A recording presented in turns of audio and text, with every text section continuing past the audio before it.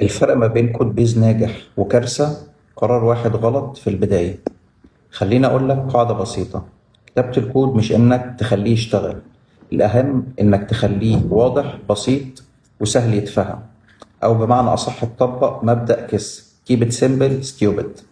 أول ما تبدأ تكتب كود أو تعدل على كود اسأل نفسك سؤال مهم: هل الكود اللي كتبته بسيط وواضح؟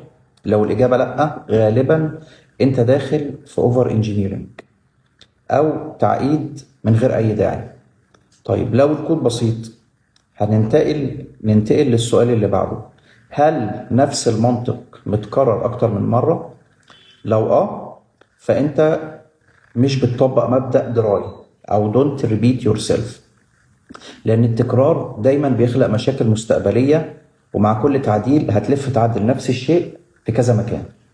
طيب بعدها هتسأل نفسك سؤال: هل الكود لما خلصت بقى أنظف من قبل ما أبدأ فيه؟ ودي قاعدة معروفة باسم بوي سكاوت رول.